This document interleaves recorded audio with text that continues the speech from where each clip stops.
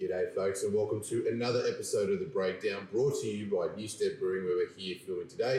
My name is Brendan Sauce Hotel from Queensland Rugby, and joining me as always is commentary regular Jay Staunton and our special guest today, GPS Scrum Doctor Freddie Burke. How are we, gents? Living the dream, Sauce. Really good, thanks, Sauce. Yeah, Berkey, massive week this week. Obviously, it's the first time you guys will be playing UQ since the 2018 Grand Final, mate. How pumped up are the boys over at Yoku Road for this game? Yeah, look, it'll be a huge game for us. We've met UQ in the final the last couple of years, and always a traditional rival of ours. So we'll be pretty keen to get the W and head into the bye with a win under our belt and have a bit of a breather that week. So yeah, the boys will be really up for it. Well, I know we're all pumped up for the Grand Final rematch, but before we get into that, we've got to take a look at the round 8 matches, and we'll kick things off with your clash against Brothers. Obviously, you guys really sent a message to the rest of the competition, mate, knocking off the undefeated Brethren. What was your take overall on that match, mate? Yeah, we were obviously pretty happy with our performance. I mean, Brothers were missing a few people. In saying that, it's probably the first game we felt that we really managed to keep that pressure on for long periods of time, and pretty happy with the outcome. And we're not the sort of team that's going to get ahead of ourselves and start walking around like we're top of the table or anything. We'll put that one to bed and focus on the next week and just take it week by week. But obviously a pleasing outcome to get a win like that against a very good Brothers side. So. Yeah, Jay, heading into this match, mate, obviously the result really could have gone either way, but what did you make of Jeep's overall performance, mate, and where do you reckon Brothers potentially went wrong? Jeeps were amazing. That's probably one of the most well-rounded 80 minutes of football we've seen in the QPR comp in almost a couple of years. They, from the get-go, were really dominant. Despite Brothers being up at the half, it felt like Jeeps had their heads really in that game. And you could see that as soon as they came out in that second half, they just went bang and put the Brothers to the sword from there on out. For Brothers, I don't think they can be too upset with that win. Not ideal, but where they got dominated was in the back row and in the outside centre channel, and that's where they were missing Seb Wildman as well as the under-20s guys and Woody Wilso and Fraser McWright. So, look, not the result they would have wanted, but I don't think they'll hang their heads too bad after that one. They'll bounce back well. Yeah, mate, you mentioned the back rows there. Obviously, one of the key involvements was helping set up that try for Geordie Lynette, which is probably one of the best team try of the season so far. We saw Kibble get a double touch, and then Jaquel obviously showed his speed back up, and great support line from Geordie Lynette at the end. But, mate, you were there live for that one. How much did the Blue Factory go off with that try? My God, they were rabid, and they went absolutely Burko. But that's exactly what we were just saying, it was that back row at outside centre. Longers had a good involvement, obviously kicked it off. Then you saw Matty Jaquel and Tommy Kibble, as you said, getting double touches. So that really epitomised the game for Jeeps on the weekend. Everything sort of just clicked and they were just firing on all cylinders. So I think if you have a look at that try, I know it sounds cliched, but how we talked about commitment and discipline before the game, and you look at Matty Jaquel in that clip, he's held back by, I think it's their centre, and he's about a couple of metres behind them. By the time he gets to the ball, he's 5 metres ahead of him. So he just really wanted that. He wanted to get in that position more than his opposite, and he got there and obviously set up the try. So it was really good to see. Yeah, no, well, mate, you guys are spoiled for back row there. I saw Nick Richards last month. Poor fella can't even get a look in Prim Grade at the moment. But mate, we could talk about the back row, but we've seen you guys in other games completely scrum teams off the park. West in particular was a really good example of that. What was the scrum battle like on the weekend, mate, against arguably another really good front row with Tom Maloney, Gareth Ryan propping down for Brothers, and then you got Matt Fazler in the middle? Yeah, it was a tough contest against those guys. We, as expected, we took a few to wear them down and to work them out, but eventually towards the end of the game we started to get a bit of pay, and we'll look to use similar tactics against other teams going forward. So, and do you reckon that's sort of one of your guys' key benefits this year, mate? I mean, you had the Smith twins come back for that clash against West, and we saw, the scrum ascendancy was sort of relatively level during the first half, and then Ruan came on with Jeffro Falimi in their second half, and even in the first couple of scrums there, it was relatively even. I even think Ruan copped a bit of one from Misioka, but at that back end of that half, down in that right-hand corner with the glue factory, that's where the guys really went to work. It seems like you guys can really stick in that set-piece fight for the full heady. Yeah, and I think, it takes a couple of scrums to work out, what the other team's doing and adjust your setup based on that. So, first 3 or 4 are always going to be pretty even, and then after that you can start to trying to get some pay through that channel. So. And I know we can talk about front row stuff all day long between the three of us. Another minute to talk about. I wish. You can give me a couple of tight head tips. But mate, we'll save for the next session itself, Berkey. But you mentioned, mate, outside centre for Jeeps Cornelio. That's probably his best game that you've seen, mate, him play for the Gallopers. 100%. That is the best game I've seen Longest play. He was just so dominant. It would have been really good to see him going up against Seb Wildman because they, in regards to how they play, Brothers obviously really like to unleash their back line, and Jeeps don't really need to. But on the weekend, I can't help but think, I don't know, Freddie, whether or not it was mentioned during the week, that it looked like you were actually trying to play a channel or two wider than you typically do because you saw that there was that mismatch there up against Chris LaRosa. So, look, I don't know if that was a tactic they went into the game, but they saw that it was there, and Longs just absolutely went to town. And it was just amazing on the weekend. Yeah, we identified a couple of key areas that we were, thought we'd get some pay, and that was around that channel was one of them for sure. You look at that second to last try from Longer, obviously set that up, and it was just from absolutely nothing. He got the ball on the back foot and put some fancy footwork on and got through. So he was just huge for us, and he got our man of the match by, I think, country mile was the term used. So he was massive. So moving on to our second match from round 8, West v South. Obviously, the Magpies got up here 34-19. This probably isn't a result I was picking, Jay. I thought your doggies probably would have had enough to handle the Magpies over at Sylvan Road, mate. It was frustrating. I mean, credit to South. They were really good on the weekend. I think Brad Kellerguy was really, really strong in the breakdown. Can be very inaccurate on occasion, but on the weekend he was picking and choosing his battles a bit more. Jake Strawn, that's his best match in the black and white of South since coming over last year. But the doggies, they just weren't firing on all cylinders, and unfortunately I think they've let one slip against Souths on the weekend. But yeah, just a frustrating match for the doggies, I think. And a couple of key guys were missing for West, both props, Misioka Timoteo and Ozzy Barmanu. They both went to play for Samoa in this new rapid rugby competition.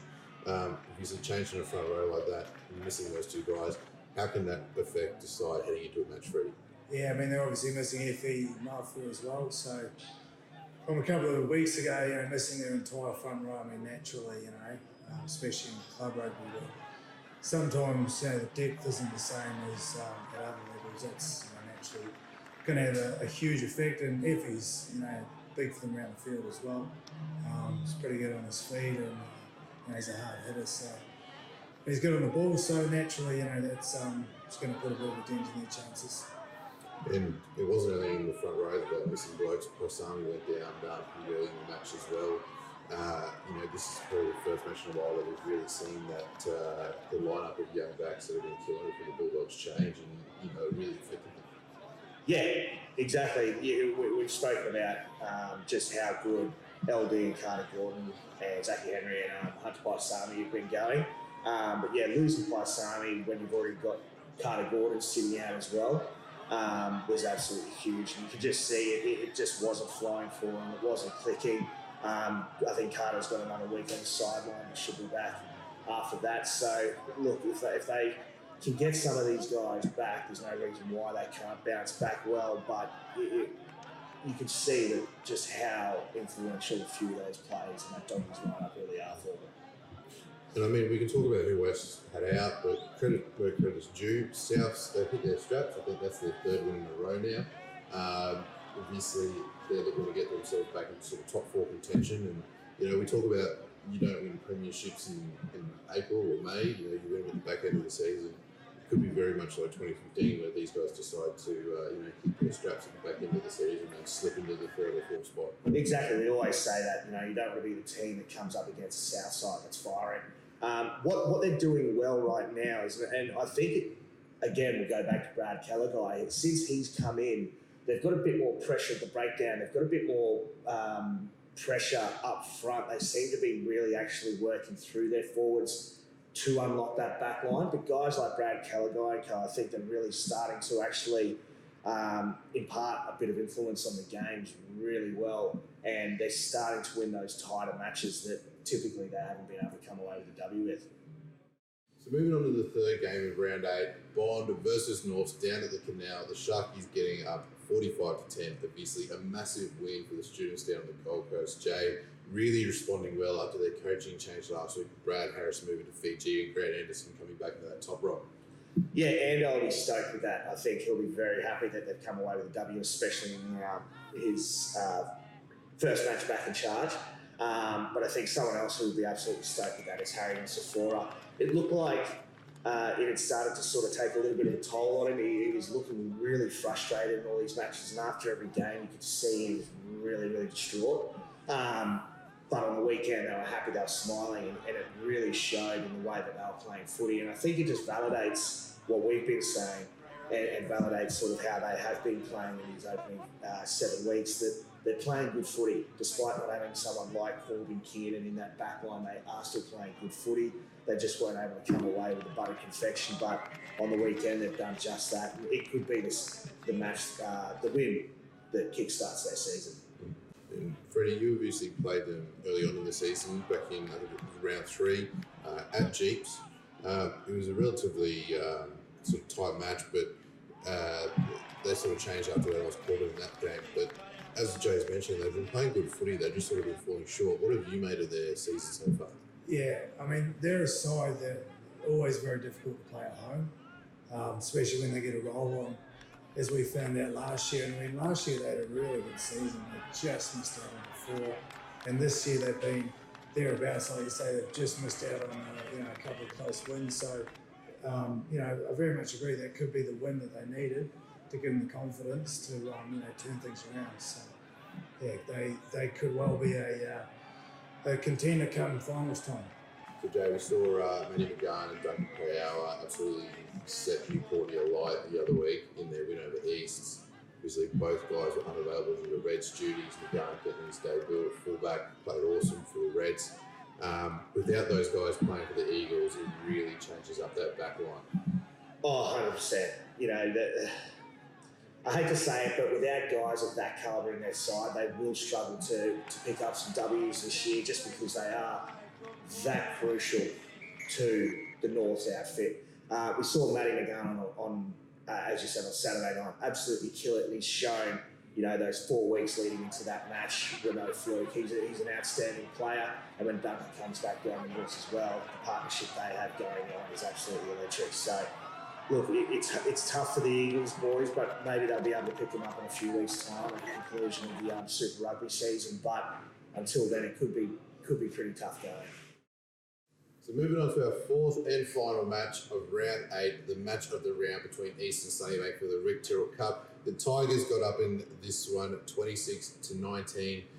Jay, obviously a relatively tight game because Sunnybank came out and led at half time. That's probably one of the better performances we've seen from the Dragons. Yeah, it's 2 losses in a row, but 2 of their best matches thus far, last week against Chiefs and then obviously on the weekend against East. But they're starting to find a bit of form, but the Tigers are just a bit too classy. I think they've just they were able to find a little bit towards the back end of that game that really got them over the line. But the Rick Tyrrell Cup's always a fiercely contested match, and form goes out the window when you've got 2 teams that not only really hate each other, but we're playing for something the calibre of the Rick Tyrrell Cup. So, look, good to see Sunnybank starting to find a bit of form, but the Tigers are looking good.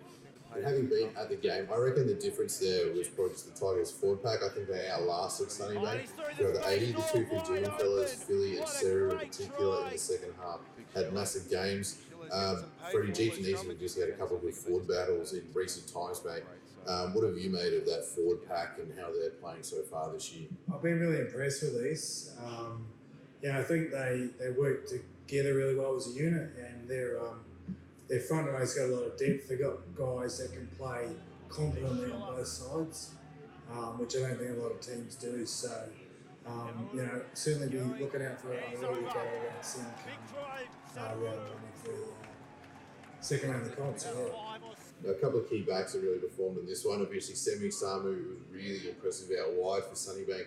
And then Jack Frampton appears to be back to his best to fly half for Eastern. What was his second game back from injury? Yeah, big time. Semi Samu was so sick on the weekend. He's so quick, and he just looks like a really balanced runner who's quite, can be quite abrasive in contact. So I think he's really shown that he could be a very good prospect for the Dragons this year and beyond.